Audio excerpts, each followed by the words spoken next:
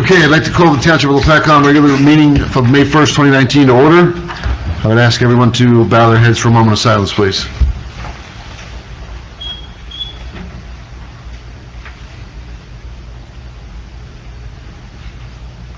Pledge of Allegiance. I pledge allegiance to the flag of the United States of America and to the republic for which it stands, one nation, under God, indivisible, with liberty and justice for all. Adequate notice of this meeting has been provided indicating the time and place of the meeting in accordance with Chapter 231 of the Public Laws of 1975 by advertising a notice in the Star Gazette and the Express Times and by posting a copy on the bulletin board in the municipal building. Roll call, please. Yes, Councilman Belcaro. Here. Councilman Polito. Here. Councilman Wright. Here. Council President Pryor. Here. Mayor Mengucci. Here. Need a motion to come out of executive? Motion. Have a second? Second. All in favor? Aye. Katrina? Council is in executive session for approximately 1 hour. The topics of discussion are as listed on your agenda, 1 through 5. In addition, there was a number 6, discussion relating contractual regarding construction of a sally port. The minutes from executive session will be available at such time as the need for confidentiality no longer exists. Thank you. Do I have any public comment on agenda items only at this point?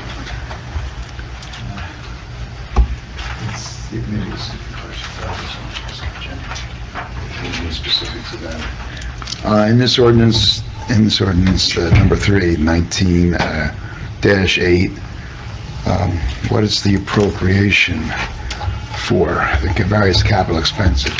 Are they public to us, or? Can you explain that? I can't see why not. It was a part of the capital budget. Yes. $405,000 was for vehicles for DPW. There's equipment for the police department. There's improvements, including enclosing the sally port and storage room for this building. Okay.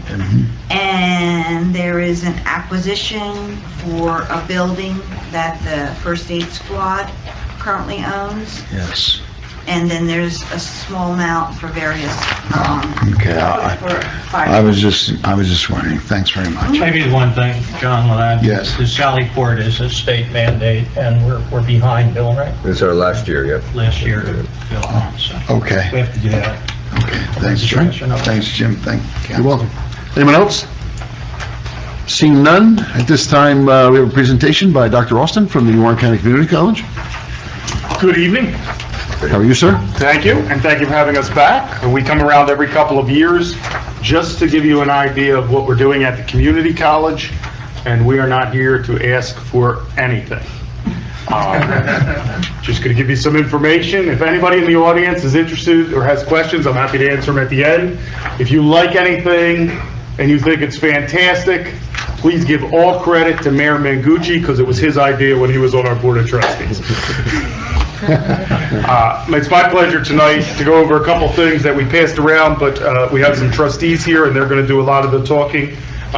So I have resident and former board chair Peter Schmidt, resident and board member Yvonne Rittenmeyer, and our board chair, Dr. Phil Lafonte, who is also board chair for all the community colleges in the state of New Jersey.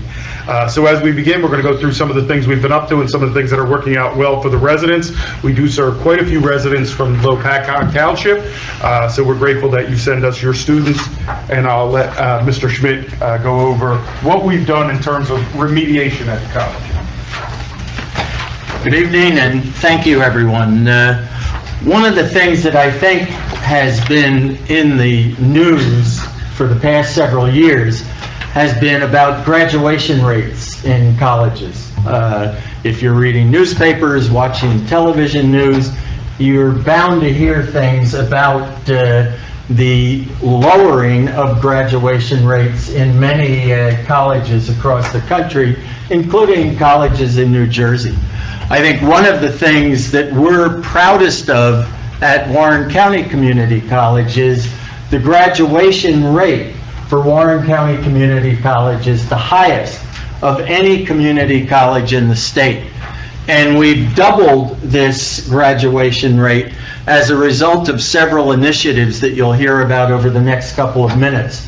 One of them, we as a board took care of about 6 years ago. We began to look at the fact that students who were required to enter remedial courses for which they received no credit when they entered the college, the dropout rate from these remedial courses was extremely high. Not just the dropout rate from the courses themselves, but ultimately the dropout rate from college. So we looked at this as a board of trustees and as a college administration, and we took care of it by ridding most of the students' requirements to take these remedial courses.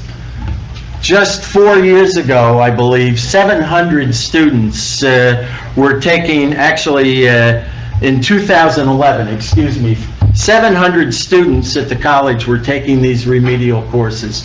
In the fall of this past year, that number was down to 14. Now, you might say, well, are these students succeeding in the courses that they've been placed in as a result of taking these remedial courses away? And the answer is an emphatic yes. They are succeeding, and they're succeeding at a rate that has increased the graduation rate at the college to double what it was just a few years ago. And I think this initiative, along with some other initiatives, has really changed the environment of the college and led to a graduation rate that we're extremely proud of. And I'm squeaky, so if I cut out, they're going to take over. Another one of the programs that the college is very proud of is the dual enrollment program. And all 6 of the high schools in Warren County do participate in that program. And what that means is students that are going to the high schools, including Phillipsburg High School, can take classes that give them credit in high school and also credit in college. In fact, it was in the paper, it was pretty big news last year. There was a student from Phillipsburg who graduated with his associate's degree in May and his high school diploma in June. So that was pretty impressive. That young man, certainly was going then into a 4-year college as a junior. And the savings to his family and to himself for tuition was tremendous. In 2018, 1,947 high school students took at least one dual enrollment course credit. So that saves in dollars $1.8 million in tuition fees and expenses. If they can take those classes in high school, it saves so much money to not have to pay those dollars to go when they get into college to take a class that they can take in high school. So we're really proud of our dual enrollment program, and we hope that more kids continue to take advantage of that. You want me to go on to Golden Eagle? Okay. One of the other things that we do at the college is food insecurity is a problem throughout the country for students in school, especially when you're looking at a community college, because you have non-traditional students, you have adult students, single parents, people that are concerned about feeding their families or trying to go to school to better themselves. And a lot of times the concern is, do I take a course or do I eat? And what we've done is some of the faculty at the school, with the help of the board, there's a Golden Eagle Safety Nest program. Students who are having difficulty can come, and there's no proof required. It's all, the honor system. And they can get food gift cards so that they can get over a rough patch and they can continue going to their class, but they don't have to worry about being able to feed themselves or feed their family. And that program is sustained through donations and, the goodwill of students, teachers, the board. Certainly, if anyone's interested in donating to that program, we'd be happy to talk to you about that as well. And I think you're going back. Apparently I'm going back. So I'll end relatively quickly. I was testifying in front of the Assembly Budget Committee today, and all of the other presidents testifying were talking about how over the last decade, the cost of higher education has gone up. And I was able to say something I never thought I'd be able to say. It actually would cost someone less to get a degree today from Warren County Community College than it did 16 years ago when I became president. And here's how the board kind of do it. By eliminating remediation, that means those students don't have to take 3 to 12 credits of classes that don't go towards their degree. They'll never do that. By taking, before they made it law in New Jersey, we did it a couple years ago, and making all of the degrees 60 credit maximum, which means instead of 74 credits for a 60 credit or a 2-year degree, it is now 60 credits. It will be law this fall in the state of New Jersey, but we did that a long time ago. That saves families a considerable amount of money. But this is probably the biggest thing. This spring, we implemented Cengage Unlimited, which is basically that anyone going to Warren County Community College will pay no more than $140 a year for their textbooks.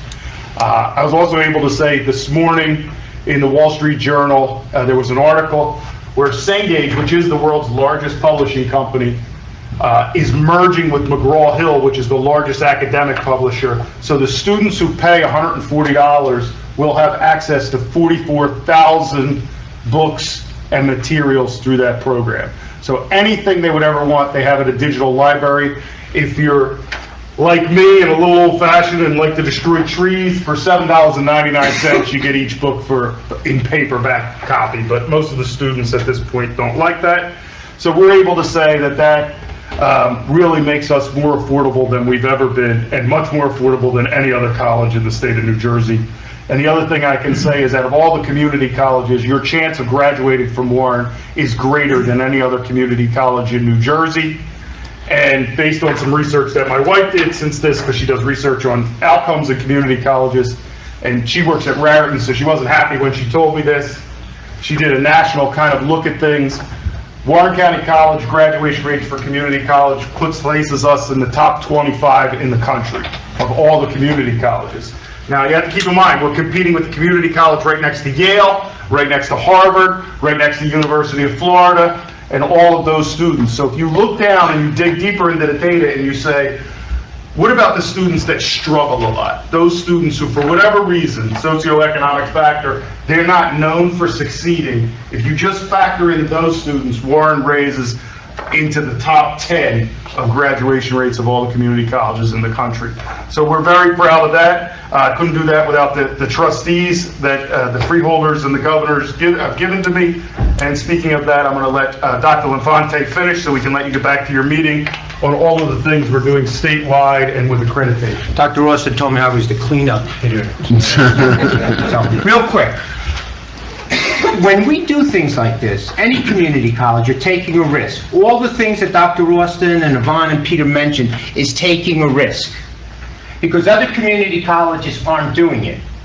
And believe it or not, even though we took those risks, because when you take a high risk, high reward, we got the reward. Because last year when Middle States came in to evaluate us, and you know that all the colleges are evaluated by the Middle States accreditation, and it's almost unheard of. Middle States came in last spring and we had absolutely 0 recommendations. 0.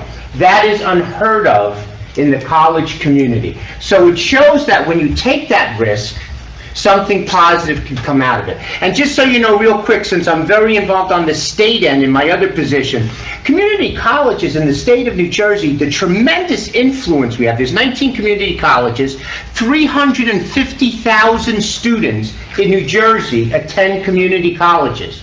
Community colleges give out 24,000 degrees a year, and believe it or not, 50% of all students who get a bachelor's degree in New Jersey have community college credits on their transcript. That shows the influence and the impact. And Warren County Community College is a role model not only in the state but in the nation, because we have given workshops all across the country, because they come to us because of the work that Dr. Austin has done to see what are you doing to get such success and be able to move the agenda. And it's that gentleman sitting right there is the reason why that happens, and it's always the support of every municipality in the county that helps us accomplish that. So thank you very much.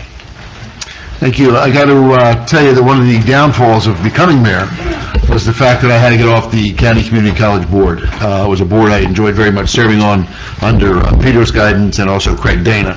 But we have some very talented people there. Of course, Yvonne filled in for us when Mrs. Schneider saw fit to resign from her term here and did an admirable job here. And obviously, you're doing an admirable job out there. It's something that I really do miss, and there is a lot of stuff going on out there. When you get to the graduation ceremony, which will be in 2 weeks probably, as I remember it, to see some people who were kind of downtrodden in their lives turn themselves around, it makes it all worthwhile for you as a board member. It was nice. It was something. I just have a habit of wanting to be involved, and when I got off council after 15 years, I wanted to do something. But it was nice to be behind the scenes, doing some good things along with the rest of the board members. So, the only thing that I will take credit for is when we did do the addition out there, they were going to make it a separate building, and I said, absolutely not. There's no way you can do that without attaching it to the current building. We did that, and that is now the Walk of Fame, for the Hall of Fame dinner. So if you've never been to the Hall of Fame dinner, it's a very good thing. They're comedy night out there. I would encourage everybody to try and do what they can to support the college, because there really is something that has served this county very well, and also its residents. So I do miss you guys. We had some good times. The VOTEC students did a great job of preparing meals for us. So we knew you were going to get fed when you went to that meeting. And Samir is in charge of all the organizing all the fundraisers. So a lot of good people out there. Phil's wife is the mayor of Hackettstown. That does not make Phil a good guy, but needless to say, needless to say, we have some people on that board who are involved. Their spouses are involved. So it was a great thing. If I ever have the opportunity to go back on again, and I'm not sitting up here, I would do it in a heartbeat. So my thanks to you for coming out for the update, and we'll see you all soon. I'm sure you don't want to stick around for all my resolutions. So have a good night. Thank you. Thank you very much.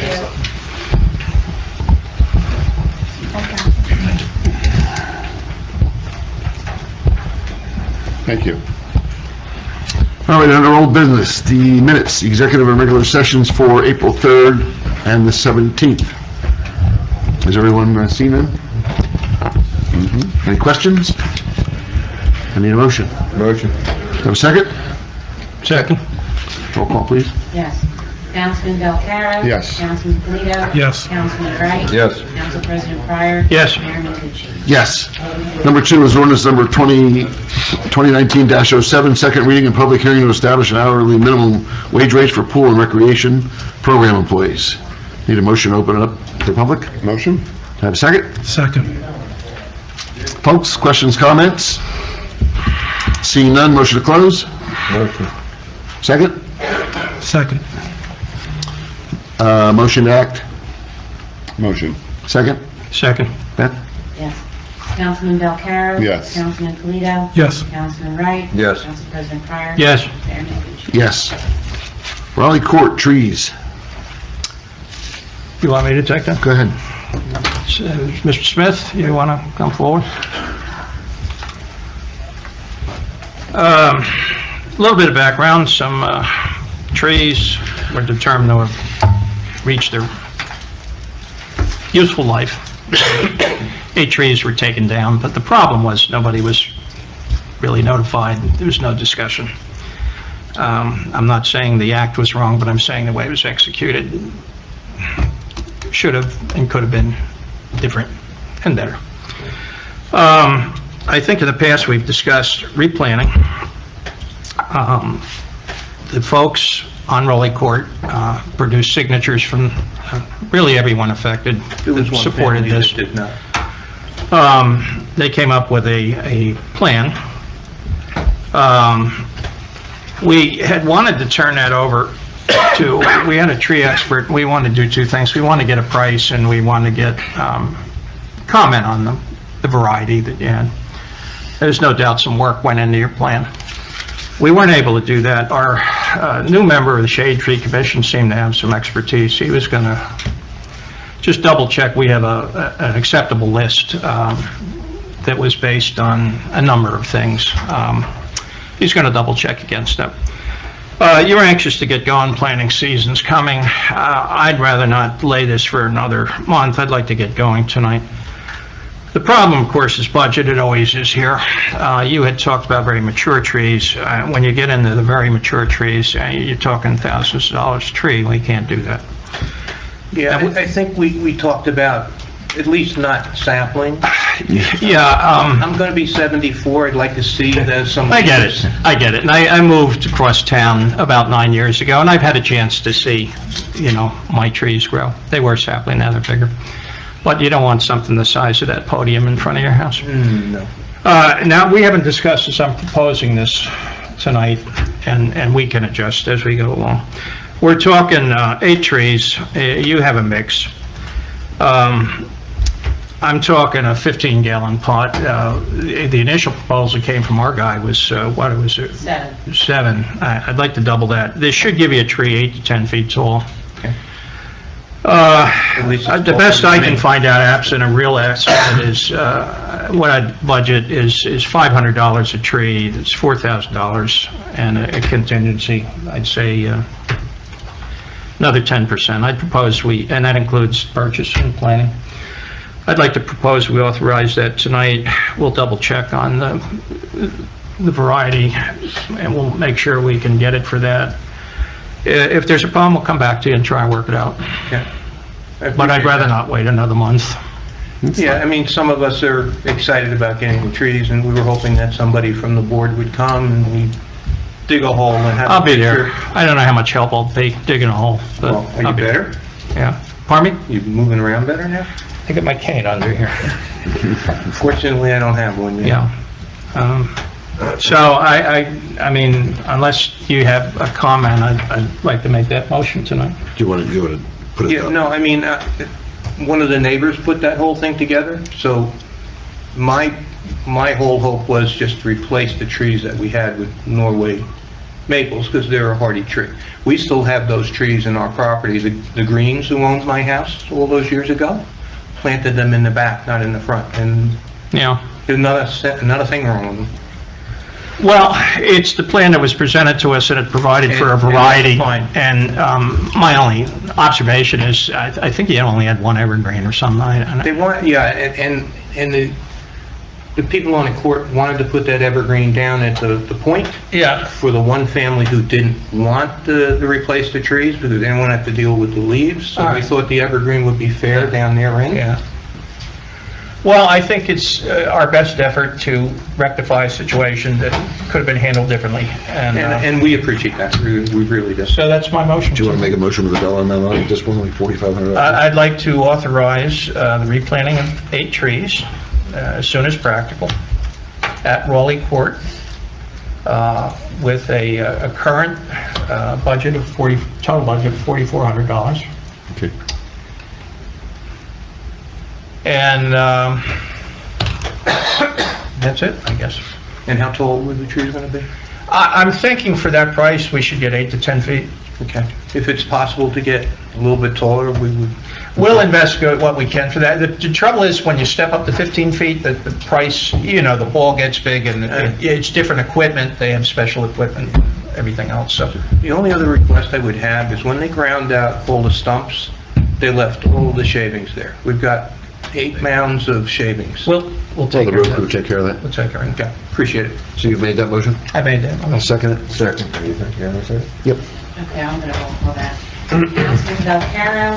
Yes. Councilman Lito? Yes. Councilman Wright? Yes. Council President Pryor? Yes. Chairman Bush? Yes. Under new business, resolution number 19-174 to award the bid for Baltimore Street Improvement Project. Paul, you want to say a couple words on that? Yes, the township is looking to improve Baltimore Street between the Hillcrest Mall and Red School Lane. The township was a recipient of a municipal aid grant from the NJDOT to help fund that particular project. Bid documents were prepared by our office and were ultimately advertised for public bids. On April 11th, we did receive an open bids for that project. We received 4 bids. The lowest bid for the base bid was submitted by Top Line Construction Corporation of Somerville, New Jersey, and I've reviewed their references, and I've also had an interview with their president, and I'm satisfied with the bid that was submitted to our township by them for this particular project, so I'm recommending that you award a contract to them so I can get the contracts out to them and get the ball rolling for getting this work done this summer. All right, based on Paul's recommendation, I'll make that motion. I'll make the motion. No second? I'll second it for discussion. I have a quick question. Go ahead. Katrina, you've reviewed it? Yes, You're I okay have. with the award, I right? am. Okay. Roll call vote. Councilman Belcarro? Yes. Councilman Zito? Yes. Councilman Wright? Yes. Council President Crowley? Yes. Mayor Miller? Yes. Number 2 is select a striping plan for Red School Lane. Paul, it's going to be you again. Thank you, Mayor. And I sent out to you yesterday copies of the different options that exist for restriping Red School Lane between Charles Road and Baltimore Street. If the copies you had are not that legible, I made them a little bigger. I can distribute them to you. Yeah. Thank you. Thank you. One of the bigger road priorities for the township is Red School Lane. It's been quite some time since any work was done on that particular roadway. Last year, we started the process of rehabilitating that roadway through some self-funding. We ended up milling and resurfacing and also repairing all the drainage structures between Belvedere Road and Charles Road, and we successfully completed that project last fall. While we were doing that project, we made a decision as a municipality to seek funding from the Department of Transportation through their municipal aid program, and recently we were advised that the township received a grant through its 2019 program. That grant was in the amount of $156,000 to help fund further work on that particular project. So at this time, we want to start moving that effort forward, and I know there is a funding mechanism that's before you tonight at the meeting to try to put the money in place to get that project going. One of the big issues with this roadway is the lack of delineation of the travel lanes between Baltimore Street and Charles Road. The pavement is very, very wide in that particular stretch of roadway, and due to the lack of delineation, motorists are driving in some cases next to the curb, in other cases near the center line. In effect, it's almost a de facto 4-lane roadway at this point. And I don't think that's really what this municipality is looking for. I don't think that's the safest thing for a municipality. So we're looking at per your direction, at how we can possibly redo the striping and the pavement markings in that area to try to provide better order between the signal at Baltimore Street and Charles Road. So we're in this particular document that I gave you tonight and I emailed to you yesterday, there's 4 different options that exist in our mind for doing this. The first 2 options, which are 1A and 1B, involve creating a center turn lane, and 1A and 1B are slightly different, and then having 2 through lanes with 8-foot wide shoulders. 1A would involve actually having separate lanes at all the traffic intersections, and if you look closely at the plan, you can see that there's protected turn lanes at all the major intersections between Charles Road and the traffic signal at Baltimore Street. And then between those 2 points, there's actually a dual left-hand turn lane where, you know, we really need to have that because we have residents that live between these intersections or businesses, and it will allow people to enter that lane to turn left into their residence or business. 1B is slightly different than 1A, and you wouldn't actually have protected turn lanes at the intersection. You would just have a dual left-hand turn lane from Charles Road all the way to the signal at Baltimore Street. There would be a protected turn lane to turn left at Baltimore Street as it currently exists today. When we get into option 2, we're looking at creating, actually, this is an option, it's not what we're suggesting, you're actually creating 4 travel lanes, 2 going southbound and 2 going northbound with turn lanes at Baltimore Street. And then the last option, which is 3, is really the simplest of all the options, which would be to create 2 15-foot lanes, 1 northbound, 1 southbound, and create 10-foot shoulders on either side of the road with no definitive turn lanes, with the exception of the Baltimore Street intersection where we have the traffic signal.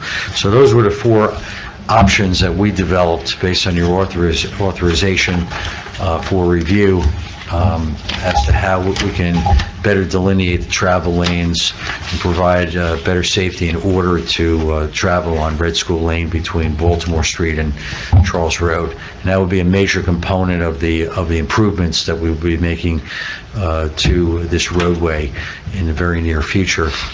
In addition to the striping options, I also forwarded to you an email that was given to me by my transportation group having to do with the Baltimore Street signal.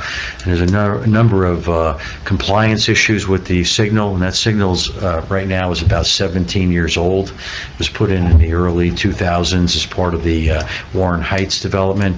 There's Americans with Disabilities Act issues with the traffic signal and the handicap ramping. And there's also manual of uniform traffic control device issues having to do with some components of the signal, the pedestrian push buttons, the signal heads, things of that like. So it's going to, as part of this program, we're going to need to do some work on that traffic signal to bring this into compliance with ADA and with the MUTCD. And in fact, if we do work at that intersection in accordance with the grant from the DOT, it's going to be expected under that grant program, since we're taking state money to do that. So just as an aside, but the main issue I want to review with you tonight was the striping, and if you had any feelings as to which way you would like to go with the different alternatives I presented to you. And if you're not ready to make a decision, it's something that we can deal with at the June meeting, and you can really chew on this a little bit. I'd rather deal with it at the June meeting, only simply because I'd like to sit down with the chief. Okay. Just to see what his feelings are on all these options. So. You know what, I would like to comment tonight, at least your discussion with the chief could include that. And I'll just give you my input, Paul. Sure. I'll start from the back. I don't like option 3. 15-foot lanes are too wide in my experience. They encourage passing on the right, and this would certainly be at a high speed. I just don't favor that one. Option 2 is similar to what we have, except it's striped. I don't know, people park along there, people drop off, you've got a travel lane that's going to run into a stopped car and so on. I don't see how that's safe. 1A and 1B are very similar, except for the turning bay. I kind of favor the turning bay. It gives the most direction to the motorist, and you don't have a guy traveling the whole width of the whole length of the center of the turn lane and so on. That's our preference, by the way. People will get used to that, so I kind of agree with your recommendations, so maybe for the record, that's where I am. Maybe the chief will have a different opinion, but I'd like you to carry that with you when What option you does that discuss it. have? 1A. Yeah, I'm in agreement with Joe on this one, with 1A. It's the most practical, and I think the most safe. I travel Red School every day, coming home, going to work. So, and the way it is right now, it's open lanes. You got cars pass me on the right. Yeah, we definitely need to make it, So- there's no definition to the road now at all. But one seems to make the Yeah. most sense. I like 1A. Chief, you have anything right off the top of your head looking at it very quickly, or? I'd like to take a review to give a That's fine. an opinion. Yeah, that's why I said we'll discuss You it. kind of heard So, us. I lived in Brakely Park for, I don't know, 30-something years, and originally nobody traveled that road, and now it's busy. They're all over the place. Yep. I think both 1A and the second one, the shoulder, they've got some cross hatching that keep people out of there and everything. I think it gives drivers the most they both give the drivers direction. I think 1A gives them the most direction, so Chief, I'm again, kind of in favor of off that. the top of your head, any great number of accidents on Red School Lane that, Well, the accidents that do occur are a lot of the time side swipes because it's Yep. undefined. I can see that. And, people are turning into driveways, coming out of driveways, and sometimes even cutting in front of other cars because somebody is almost paralleling them in passing on the right, and then the other cars turning in front of them. So there's a lot of confusion just because of the width? markings out there. Yeah. Okay. Anybody else? No? All right.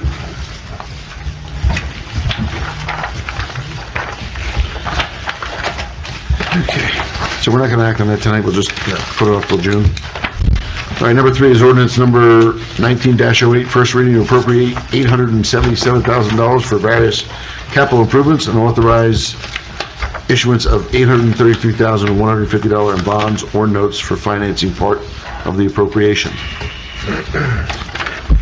You want to just give a brief synopsis today? I know you gave it to John, but... Yeah, okay. This was a part of our 2019 budget, was in the capital plan.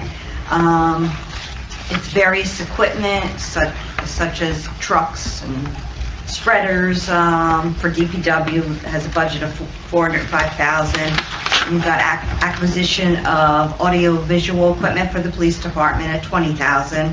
You got improvements to the municipal building, which includes the Sally Port, plus all the fire inspection upgrades, yes, to bring them to compliance. And then we've got the purchase of the building we spoke about a couple meetings ago in the first aid squad. Yep. And then you've got just various equipment for the fire department for $15,000. I had one question, Kim. This is really just to authorize the financing. We're not committed to any particular project at this time. They would be authorized individually. This sets the stage, and my opinion, yes, you're committed to this. I mean, you will have another bite of the apple when you approve things within those categories, but this sets the stage. I think what he's asking is if they decided, we're not doing the Sally Port, which we all know we have to do by law. Yes. Pick a project. I don't want to single out any project. They're If not something comes obligated up to and we go forward decide with it. This that's just not good sets for the the... They could always stage. cancel it, It yeah. sets the stage. So it doesn't pull the trigger. No. Okay. Because you have power when you approve for bids and everything Right. else for a project. And I know sometimes money gets moved around at the end. Yep. You see if you have an open authorization and November 1st. you can adjust. So, Yeah, we can adjust if you- somewhat. All right. We're good? Yeah, I'm good. We have a motion on number 3? Make that motion. Second. Councilman Valcarro? Yes. Councilman Polito? Yes. Councilman Wright? Yes. Council President Fire? Yes.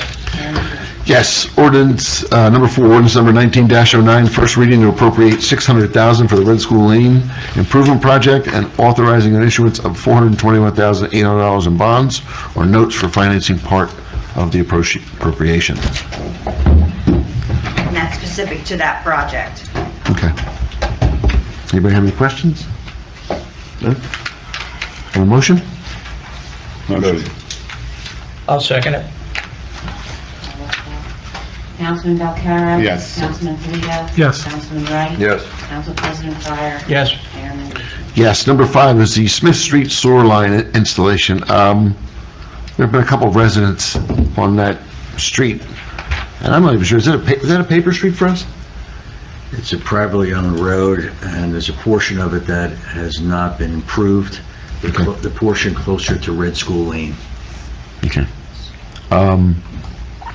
So I really don't know where to, I mean, obviously, we would be responsible for putting the lines in, and they would be responsible for hookups. Do we have a, Joe? I don't know. I've been involved with sewers here forever, and Yep. I can't remember an extension really after the initial construction. You're going back 52 years ago. So we've never really addressed that before. It is a private road. I don't have an answer for you. I mean, you can go either way. We can do it. We'd need some sort of agreement on the private road. You're right, the house connection Yeah. be their responsibility. Or we can just say we have no objection to hooking up, and they'd have to work something out. But that's the decisions you face. Smith Street is just before you get to Red School Lane on the right-hand side. If you pass the emergency squad building on the right-hand side, there's a few homes there. You know that big, that V-shaped Yes, property is? right. It's actually right behind Oh, that. that paper street right there. Yep. Got it. Yeah. It's not even a paper street. You have to ask yourself, if you had another area that requested sewer service, would we be prepared to do the extension Yeah. as a municipality? I'm thinking, some of the roads along Strikers and so on. So they'll have to cut into Red School Lane then?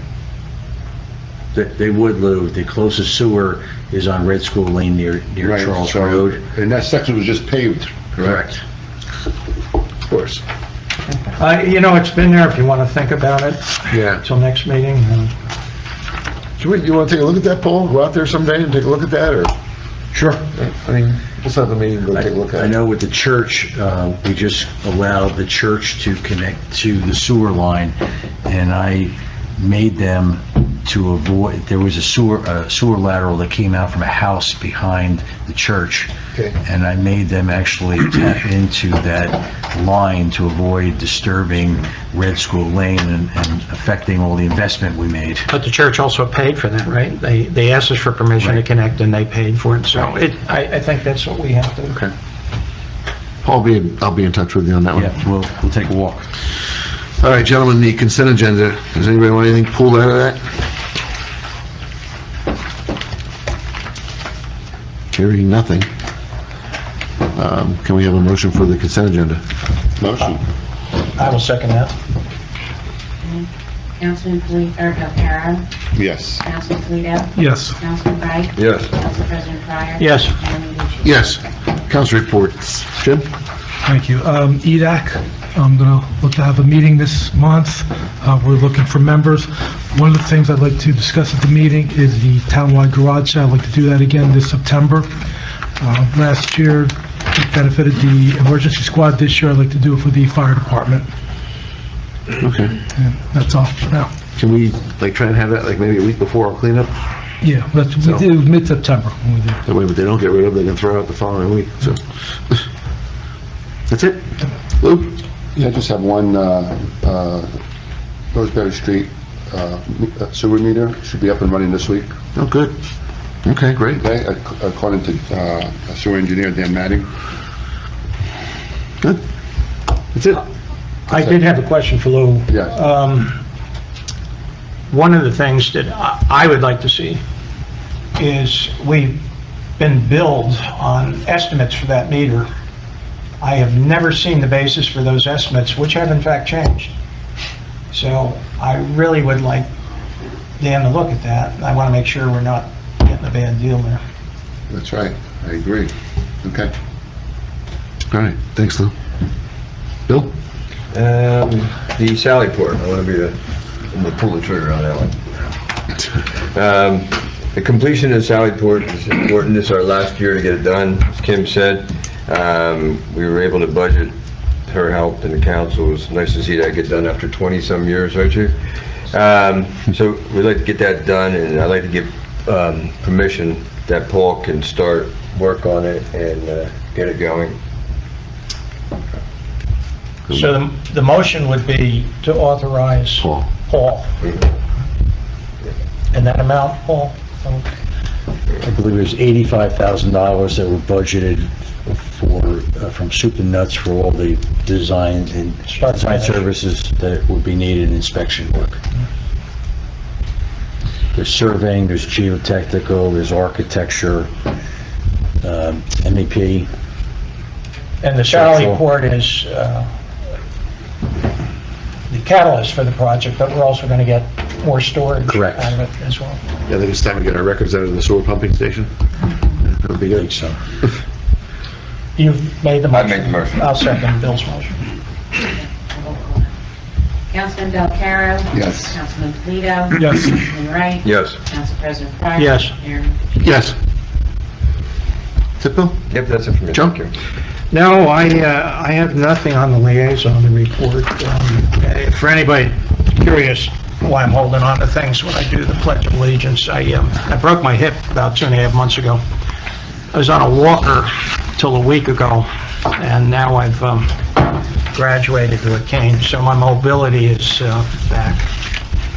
But I still have been able to make most of your meetings and so on. You've been a real trooper through the whole thing. That's it? That's it.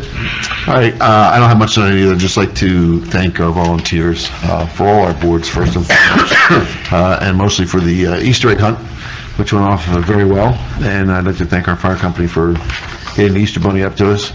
That's always kind of it's a neat day for me, just to see the kids. It's one of the fun things we get to do. So, Enmore and Oxford, they are complete, correct? Correct, Paul? That's correct, Mr. Mayor. There were two small streets between Brakely and Stelco, and we did put curbs there because Brakely and Stelco also have curbs, so two small streets, not a big deal, but we want to do things right. I'd like to put curbs everywhere, but we just simply can't. But it made sense to do those two streets, being as the two streets that surround them had curbs, so those are done, and we're going to continue, again, as I've said since I got here a year and a half ago, we're going to be as aggressive on roads as we can because we have to be. Morris Park is a mess with Dana and Cromwell. Paul's working on something for Baltimore Street between Baltimore and the Speedway Station on 5th. That's we just have a lot of roads that are disasters. You can see we're going to take care of Baltimore Street. We're going to take care of Red School Lane. And I don't want to beat a dead horse, but it's something we need to do, and it's going to be ongoing. This isn't something we're going to do a couple roads in a couple of years, and then we're going to just forget it. Country Hills, out where Mr. Belcaro lives, that section, when I ran back in 1997, a lot of those houses were there. So you're going back 22 years. Nothing's been done to those roads. So that's kind of my spiel on things. I just, if you take a look at our park, the road that leads up to our field house is a mess. It just goes on and on. It's a pretty daunting task, but I want to be real with the residents, and we need to spend a lot of money just to bring ourselves up to par. We've done a great job with our budget this year. I think about 2.44 cents, which amounts to a $230,000 home, about $60, Yep. $5 a month. The county rates have come down, so your overall tax bill, which is what everybody knows anyway, nobody really knows what their municipal tax is, or their school tax, or their open space tax, but they know what the bottom line is. So you're going to see a minimal increase this year on that. That'll be the second year in a row. I think my taxes on my home went down last year, $13 for the year, but it's been going up. So we're trying to get some things done, get things in order. Brian's getting some new equipment, so we're pulling ourselves out of the hole. And with the help of these four gentlemen up here, we're gonna keep on the path that we're on, because I think it's the right path. So that's it for me. Paul, you got any more? Yeah, thank you, Mr. Mayor. Just to augment what you just discussed regarding the roadways, with the completion of Oxford Road and Enmore Road, 9 out of the 11 roads that were part of the 2018 ordinance have been addressed right now. The 10th road is Baltimore Street. We just awarded a contract tonight, and the goal is to have that done this summer. The last road is a section of South 5th Street between Route 22 and Baltimore Street. That road is surveyed. I'll be meeting with one of the commercial property owners next week who has a drainage problem, to run by some ideas that we have to try to address that as part of the project. And once we get that input, we'll be able to get that scheduled as well. I also am going to be meeting with Kim to discuss what budget monies we have to do some of the remaining roads in Morris Park here. The remaining roads are Dana and Cromwell, 7th and 8th Avenue, and also Avenue A. And I put forth a budget to get those roads all done, earlier this year, some figures. So we're going to review, see how much we have in the way of monies to get some of all of that work done this year as well. Some of these roads literally have not been touched for 40 years, so it goes without saying that it's time to take a look at them. Also, we're going to take a look at Plaza, James, Yes. Albert, in that area out there. Maybe when we look at the sewer that day, we can take a ride over there together, so. All right. Anything else? No, thank you very much. Need a motion to approve the panel reports? Motion. Second. All in favor? Aye. Payment of bills? Need a motion? Motion. Second? Second. Beth? Yes, Councilman Belcarra? Yes. Councilman Polito? Yes. Councilman Wright? Yes. Council President Fire? Yes. Mayor Murphy? Yes. Folks, questions, comments? It's your time. Yes, sir. Brett Hamlin, I live at the corner of Will Do and Belvedere Road. Last meeting, there was issue of putting in the sidewalks from Lincoln Street to Will Do Avenue, and part of that was who was to take care of them, and we went to the clerk to at least take a look at the unapproved minutes of last month's meeting. We're told that the matter had been referred to the attorney for preparation of an ordinance for first reading tonight, and I haven't seen anything on here, so I'm kind of curious as to the status, and we don't want it to, fall by the wayside and blow out into the field. Maybe I can address that. Thank you. The actual preparation, I think maybe there was a little misunderstanding, and I jumped in. I was the sponsor of the thing. There's no problem with what was said, and us plowing, us taking care of maintenance, that's what we approved. We don't need the ordinance itself for a while. We're a ways off from any construction. So we will have that in place. And as a matter of fact, we can probably have just to satisfy everybody, we can have a first reading next month. Yeah, I think the concern was because there was two sections of the project, and one was moving ahead for sure, and the other was perhaps not moving ahead. That was up in the air, so I hesitated to write an ordinance for both sections until we were sure what was going forward, so. And we're still not sure of the second section, so, if it's not next month, it'll be the month after, but there's been no change on that commitment.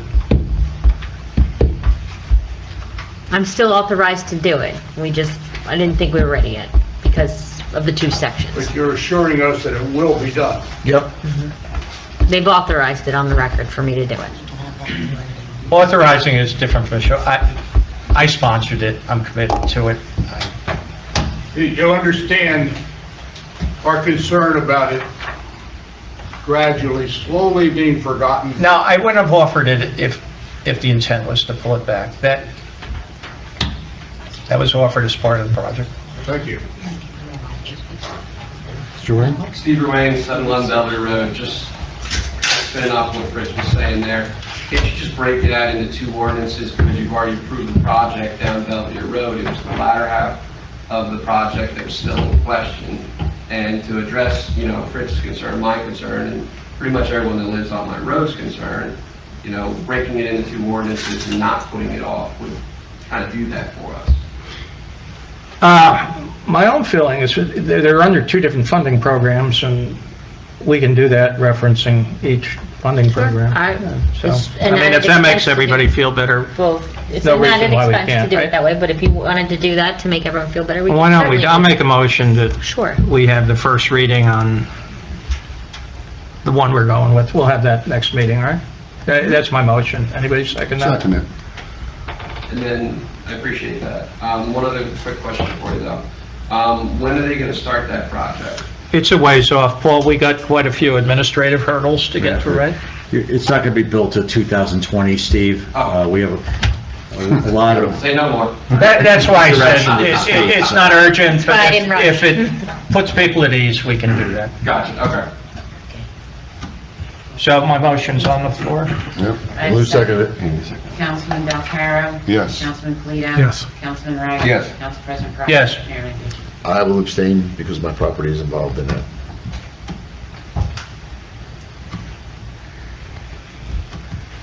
I have one other question. It's a stupid one.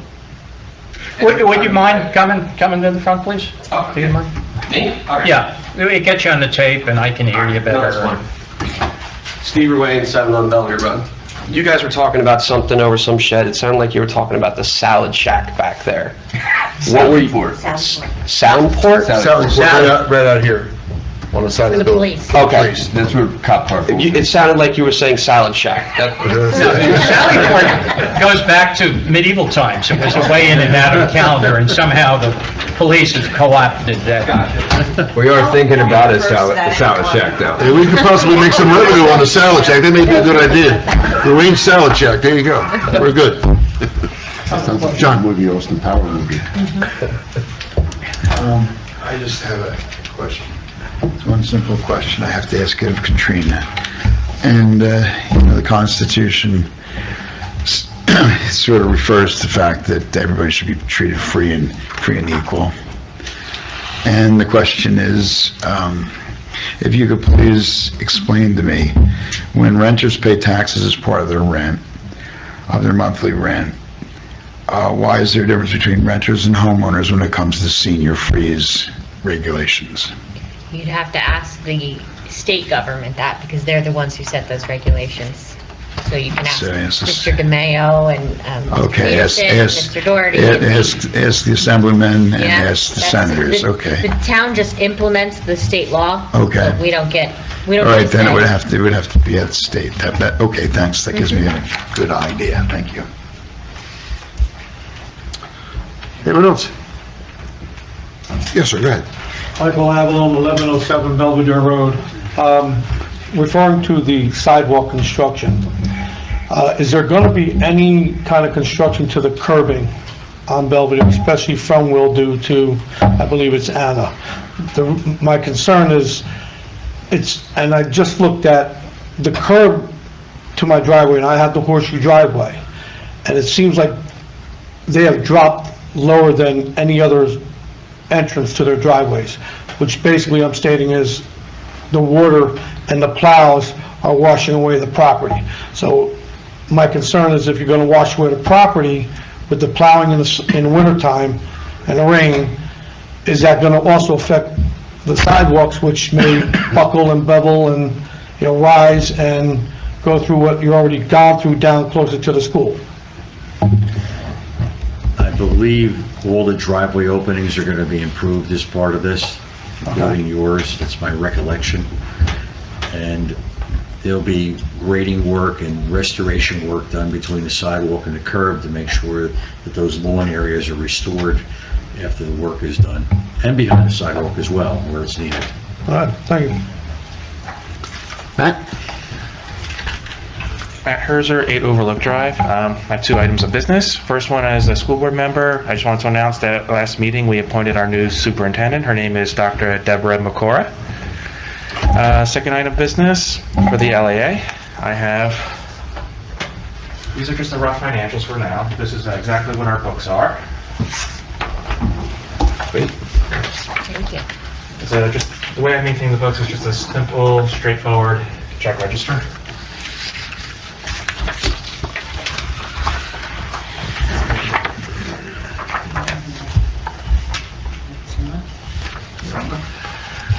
Just like I said, it's a simple, straightforward check register. Each sport has its own subsidiary ledger, so you can see exactly what's in that sport. Right now, Lori Chesley and I are going through all our records to the bank statements. We're just sort of reorganizing things, so those balances will change, so they're not set in stone just yet. So far, we reviewed all of 2016. We just got to finish reviewing all of 2018, 17, and 18, and then once that's done, the 19 numbers will just fall into place, because we're doing things slightly differently than what has been done. So, if you have any questions, please ask. You know where to find me, and that's all I got for you. Thank you, Matt. Thanks, Matt. Appreciate it, thank you very much. Anyone else, questions, comments?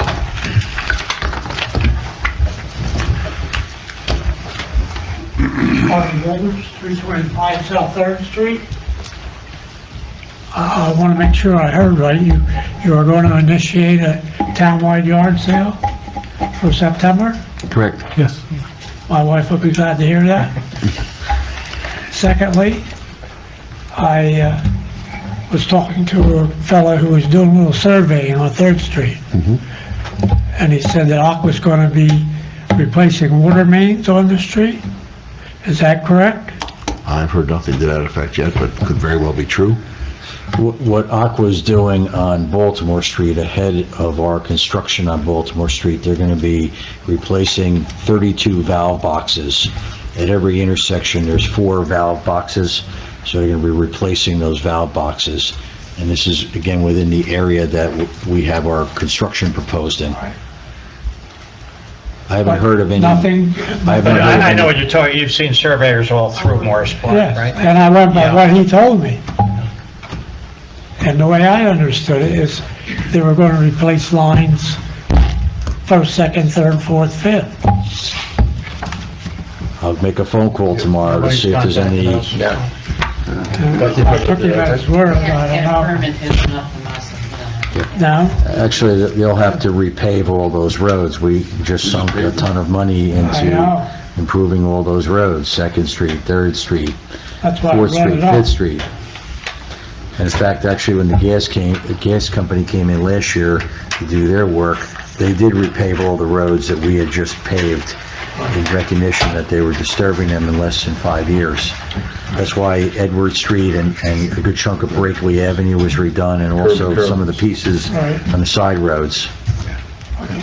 Thank you, John. Anyone else, questions, comments? Sir?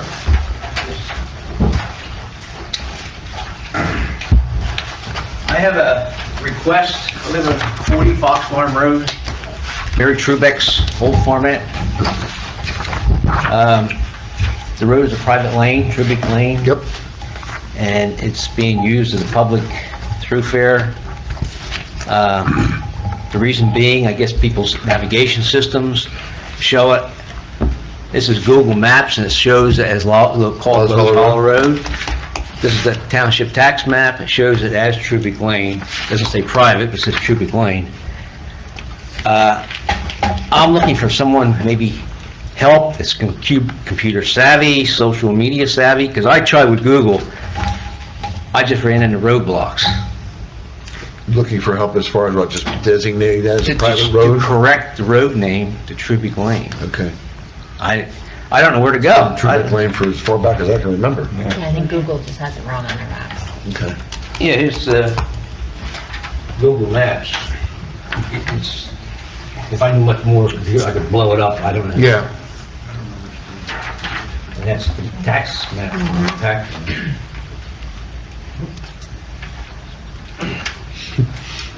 It did show as long as Road. See, I have to maintain that road, which is considerable distance. Yeah. And I have to insure it, because if they hurt somebody or hurt themselves, ultimately, I'm responsible for it. I wonder where Google got theirs from. Google gets it wrong all the time. In Harmony Township, they had Green Acres open space on somebody's house, so people thought they could come and camp there, and it was their Oh, dear. house. Yeah. I'm not Yeah. sure how they corrected that. We can check with Harmony and see how Kelly, she was trying to help them. But, yeah, I don't know where to go with this, if someone could help me here. Yeah. With this, because you have more clout than I do with Google, if you were to contact them. That's interesting. I gotta be honest with you, I was just on Lower Lost Hollow Road, right, Brian? Lower Lost Hollow? I've been here all my life, I never knew that road existed. So, I mean, I knew there was a road, I thought it was a private drive, to be honest with you. Lost Hollow Road was, for me, was always out off of 57, so, anyway. That's the way, I understand it. The Lower Lost Hollow Road actually runs off of 519. But Lost Hollow Road runs off of 57. Right. Yeah, so. There's a mix up there. And Trubeck Lane, like I said, it's been there forever. I really don't even know where to go with that, to be quite honest with you. It says Trubeck Lane here, it just shows about 500 feet or so. Yeah. But eventually, it runs into Lowe's Hollow here, which is abandoned here. Yeah, okay. Not abandoned, I'm using like... Right. Yeah, that'd be the right word. It's, To me, yeah. See what we can do with it. Okay. See what we can do? Just give that back to people, please. Any help would be appreciated. Just leave her with your phone number and whatnot, so she can contact you if there's any question. Anyone else? Questions, comments? Seeing none, need a motion to adjourn. I'd like to say one thing. Go ahead. Chief, thank you for uniting the 15-year-old kid that was missing with his parents. Missing for a week, correct? It was, yeah, great community effort. We got the information out to the Right. community, and we got a lot of tips, and he's home safely. That's what matters most. So. Yeah, I was hoping that, turned out to be good news. Thank you. Yeah, thank you. Motion to adjourn. Motion. Second. All in favor? Folks, thanks for coming out, appreciate it.